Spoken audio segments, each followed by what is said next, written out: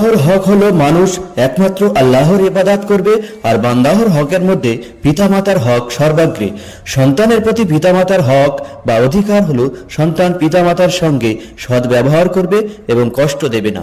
রাসূল করিম সাল্লাল্লাহু আলাইহি ওয়াসাল্লাম বলেন, পিতামাতা হলো তোমার জান্নাত এবং জাহান্নাম, অর্থাৎ তুমি ইচ্ছা করলে তাদের খেদমত করে উত্তম আচরণের মাধ্যমে জান্নাতে প্রবেশ করতে পারো, আবার ইচ্ছা করলে তাদের অবাধ্য হয়ে জাহান্নামে প্রবেশ করতে পারো। পিতামাতার অবাধ্যতার জন্য যেমন রয়েছে অভিসম্পাত, তেমনি তাদের অনুগত্যের জন্য রয়েছে পুরস্কার। রাসূল সাল্লাল্লাহু আলাইহি সাল্লাম ইরশাদ করেন, যখন কোনো অনুগত্য সন্তান নিজ পিতামাতার প্রতি অনুগ্রহের নজরে দৃষ্টিপাত করে, আল্লাহ তাআলা তার প্রতিটি দৃষ্টির বিনিময়ে একটি করে কবুল হজের সওয়াব দান করেন। আমাদের প্রিয় নবী হযরতে মুহাম্মদ মুস্তাফা সাল্লাল্লাহু আলাইহি সাল্লামের একজন সাহাবী ছিলেন, তার নাম ছিল হযরত আলকামা রাদিয়াল্লাহু তাআলা আনহু। সে বয়সে ছিল যুবক এবং মদিনায় বাস করত। সে নামাজ, রোজা ও সাদগার মাধ্যমে আল্লাহ তাআলার ইবাদত বান্দেগীতে অত্যন্ত অধ্যাবসায় সহকারে লিপ্ত থাকত। একবার সে কঠিন রোগে আক্রান্ত হলে তার স্ত্রী রাসূলুল্লাহ সাল্লাল্লাহু আলাইহি সাল্লামের কাছে খবর পাঠালো যে, আমার স্বামী আলকামা মুমূর্ষু অবস্থায় আছে। হে আল্লাহর রাসূল, আমি আপনাকে তার অবস্থান জানানো জরুরি মনে করছি। রাসূলুল্লাহ সাল্লাল্লাহু আলাইহি সাল্লাম তৎক্ষণাৎ হযরত আম্মার রাদিয়াল্লাহু তাআলা আনহু, সুয়াইব রাদিয়াল্লাহু তাআলা আনহু ও বিলাল রাদিয়াল্লাহু তাআলা আনহুকে তার কাছে পাঠালেন এবং তাদেরকে বলে দিলেন, তোমরা তার কাছে গিয়ে তাকে কলেমায়ে শাহাদাত পড়াও। তারা গিয়ে দেখলেন আলকামা রাদিয়াল্লাহু তাআলা আনহু মুমূর্ষু অবস্থায় আছেন, তাই তারা তাকে কলেমায়ে শাহাদাত পড়াতে চেষ্টা করতে লাগলেন, কিন্তু সে কোনো মতেই কলেমা উচ্চারণ করতে পারছিল না। অগত্যা তারা রাসূলুল্লাহ সাল্লাল্লাহু আলাইহি সাল্লামের কাছে খবর পাঠালেন যে আলকামার মুখে কলেমা উচ্চারিত হচ্ছে না। যে ব্যক্তি এই সংবাদ নিয়ে এসেছিল, রাসূলুল্লাহ সাল্লাল্লাহু আলাইহি সাল্লাম তাকে জিজ্ঞাসা করলেন, আলকামার পিতামাতার মধ্যে কেউ কি জীবিত আছে?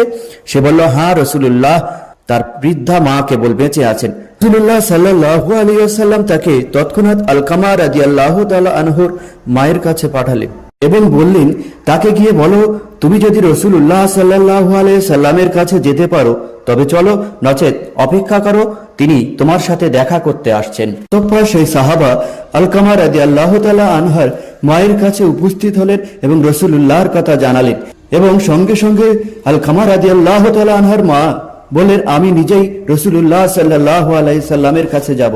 এবং বৃদ্ধা মহিলা লাঠিতে ভর করে রাসূলুল্লাহ সাল্লাল্লাহু আলাইহি সাল্লামের কাছে এসে সালাম দিলেন।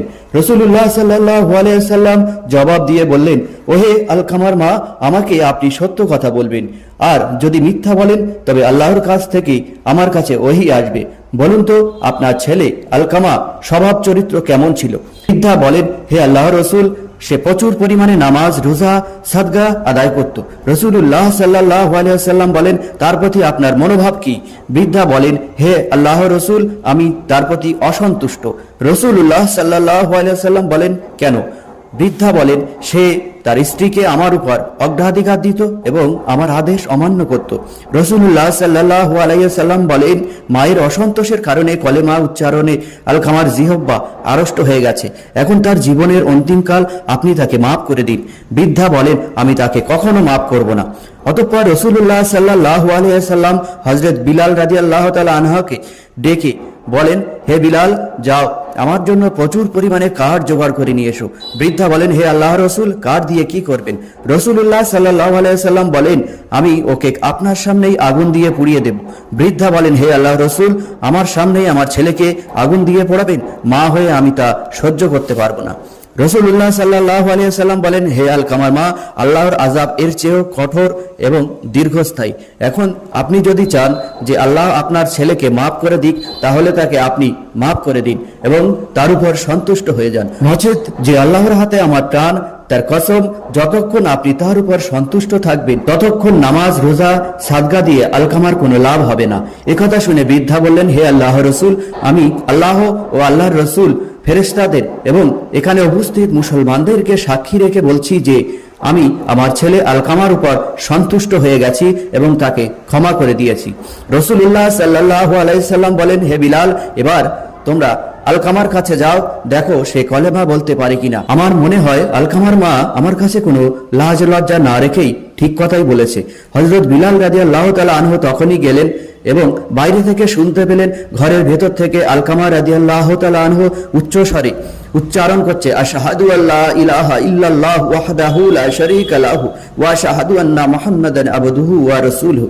অতঃপর বিলাল রাদিয়াল্লাহু তাআলা আনহু ঘরে ঢুকে উপস্থিত সকলকে বললেন, শুনে রাখো, আলকামার মা তার প্রতি অসন্তুষ্ট থাকার কারণে সে প্রথমে কলেমা উচ্চারণ করতে পারেনি, পরে তিনি সন্তুষ্ট হয়ে যাওয়ায় তার জিহ্বা কলেমা উচ্চারণ করতে সক্ষম হয়েছে।